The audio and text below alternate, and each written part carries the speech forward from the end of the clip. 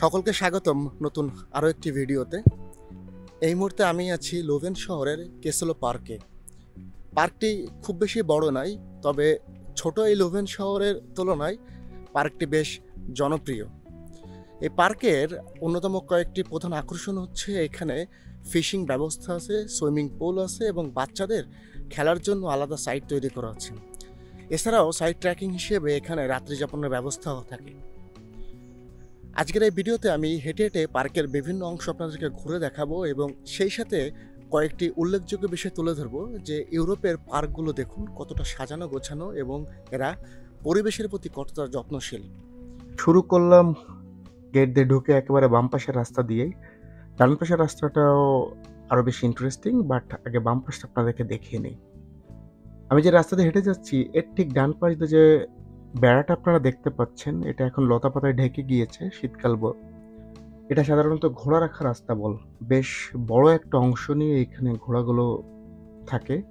তো আসলে এটা সাধারণত একটা পার্ক নয়, এটা তার থেকেও বেশি কিছু। ছোটখাটো একটা চিড়িয়াখানা আমরা বলতে পারি। এখানে ঘোড়া, ভেড়া, ছাগল এমনকি মুরগি পর্যন্ত পাওয়া যায়। একবার এসে তো আমি মুরগির ডিমই পেয়েছিলাম এখানে। তো যাই হোক, যেতে, যেতে আপনাদেরকে এই গাড়িগুলো দেখাই যেগুলো আমি বললাম যে যারা রাত্রি যাপন করে, দূর দূরান্ত থেকে আসে, তারা এই ক্যারাভ্যানগুলো এখানে নিয়ে এসে এখানে পার্ক করে এবং রাতে আসলে এই গাড়িগুলোর ভেতরে ঘুমানোর ব্যবস্থা আছে। এটা এক কথায় ছোটখাটো একটা বাড়ি বললেও ভুল হয় না। তো কাঠের এই ব্রিজ বেয়ে আমরা আবার নেমে গেলাম।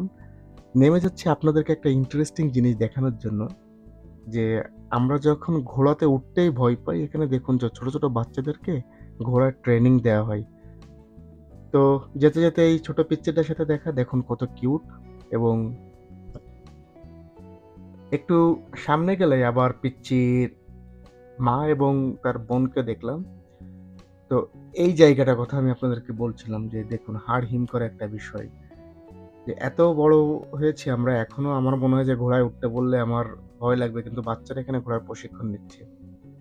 তো যাই হোক, বাম পাশে এর থেকে আর বেশি কিছু নাই। এখন আমরা ডান পাশ দিয়ে আবার ঢোকা শুরু করলাম।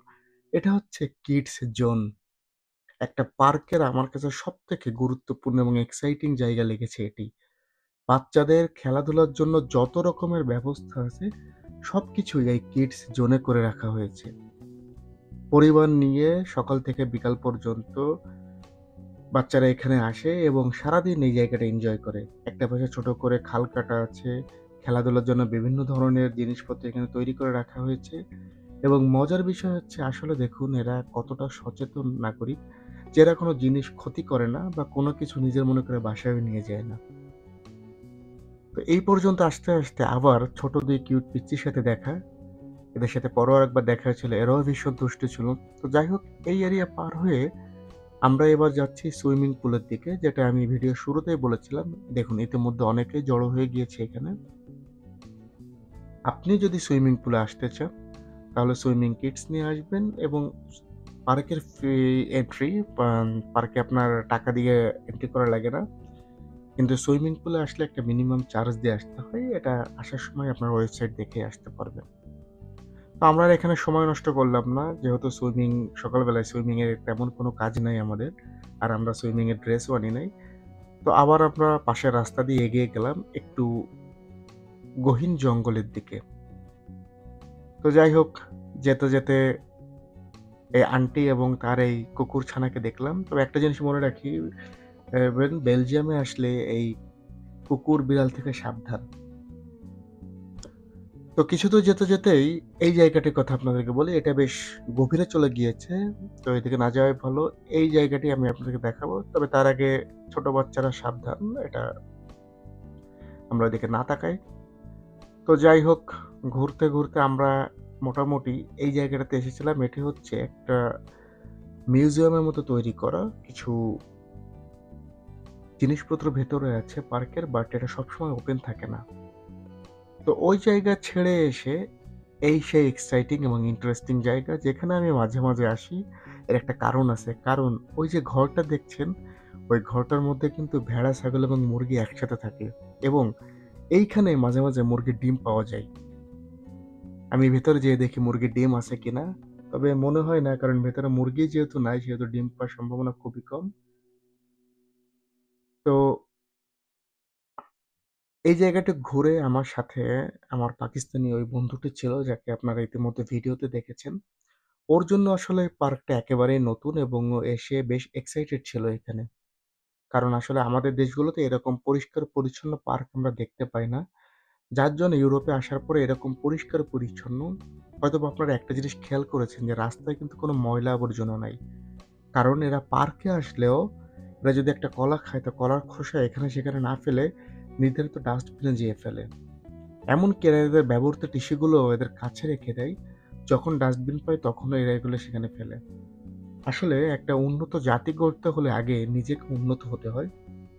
নিজের মধ্যে দেশপ্রেম আনতে হয়। তো যাই হোক এখন আমরা যাচ্ছি লেকের দিকে। তবে যেতে, যেতে আপনাদেরকে এই রাস্তার ব্যাপারে বলি দেখুন, রাস্তার মাঝখানে কিন্তু সাইকেলের সাইন দেওয়া ছিল। আপনারা যখন আসবেন বাইরে এসে সাইকেল চালাবেন তখন এই জিনিসটা অবশ্যই খেয়াল রাখবেন। ভুল করে আপনারা যদি বাস বা প্রাইভেট লেনে চলে যান তখন কিন্তু মামলা হতে পারে। এটা হচ্ছে লেকের পাড়ে বসার জায়গা বেশ সুন্দর এবং দিনের বেলায় দেখেন শুরুতেই এত সুন্দর লাগছে এবং বিকাল হলে এটা আরো বেশি সুন্দর লাগে। তো এটা দেখাতে, দেখাতে একটু আরেক পাশে আমরা এগিয়ে যাচ্ছি। এটা পার্কের আরেকটা অংশ, সাথে মেইন রোড এবং তার ওই পারে স্কুল। তো স্কুল হওয়াতে এই এরিয়াটুক বেশ কয়েকটা মাঠ দ্বারা আবৃত। যেমন এখানে আপনার ফুটবল খেলার আলাদা মাঠ আছে। ভলিবল, হ্যান্ডবলের জন্য কোর্ট তৈরি করা হচ্ছে। তো যেহেতু এখন ছুটির সময় সেহেতু এখানে বাচ্চাদের ক্রাউড দেখা যাচ্ছে না। আর না হলে নরমাল টাইমে বাচ্চারা এখানে এসে খেলাধুলা করে। তো এটা আসলে আপনাদেরকে ঘুরে দেখানো এবং আমিও ঘুরে দেখছি সকালবেলাতেই দেখুন যে আসলে খুব সুন্দর একটা পরিবেশ। কারণ আসলে বেলজিয়ামে রোদ পাওয়াটা এটা এক প্রকারের লাকি সকলের জন্য। কারণ খুব বেশি দিন বছরে এরকম রৌদ্রোজ্জ্বল আবহাওয়া থাকে না। অধিকাংশ সময় একটা স্যাঁতসেঁতে বৃষ্টি এবং বেশি ঠান্ডা, একটা স্যাঁতসেঁতে পরিবেশ। তো যাই হোক আমরা পার্কের ওই কোণা ঘুরে আমরা এইদিকে এলাম। এটা হচ্ছে ছোট লেক যেখানে মাছ ধরছে। তো আসলে বেলজিয়ামের সিস্টেম হচ্ছে আপনি মাছ ধরতে চাইলে জাস্ট আপনাকে একটা লাইসেন্স করে আপনি বসতে পারবেন। তো গত সপ্তাহে আমি যখন এসেছিলাম এখানে হাঁটার জন্য তখন একটা মাছ দেখেছিলাম মিনার কাপ যেটার ওজন হয়েছিল ১৪ কেজি। তো ইন্টারেস্টিং বিষয় হচ্ছে এরা কিন্তু এই মাছগুলো খায় না। এরা জাস্ট শখের বশে ধরে, ধরার পরে এটার ওজন, তারপরে সাইজ, দৈর্ঘ্য-প্রস্থ মেপে এটা আবার ছেড়ে দেয়। তো আমি বেশ কিছু সময় এখানে অপেক্ষা করেছিলাম যে যদি একটা মাছ ধরা পড়ে আজকে তাহলে আপনাদেরকে দেখাতে পারবো। তো যাই হোক যেহেতু মাছ আর দেখতে পেলাম না, সেহেতু প্ল্যানিং করলাম যে ঠিক আছে সামনের দিকে এগিয়ে যাই এবং আপনাদেরকে বাকি অংশটা ঘুরে দেখাই। তো আস্তে, আস্তে করে এগিয়ে গেলাম এবং সেই কাঙ্ক্ষিত অংশ, সুন্দর এবং সাজানো একটা পরিবেশ এখানে আপনারা ইতিমধ্যেও খেয়াল করেছেন যে আমি আমার অনেকগুলো ভিডিও এই জায়গাতে বসে করেছিলাম। আসলে এখানে একটা সুন্দর সাইড ভিউ আপনি পাবেন এবং ভেতরে যে বোর্ডগুলো আছে এই বোর্ডগুলো কিন্তু ভাড়া দেওয়া হয়। আমরা যখন এসেছিলাম তখন কিন্তু এখনো সেই বোটম্যান আসেনি যার জন্য নিতে পারি নাই ভাড়া। তো যাই হোক আমরা সময় বেশি নষ্ট না করেই ওখান থেকে বেরিয়ে আসি। কারণ আমাদের প্রত্যেকেরই একটু ব্যস্ততা ছিল।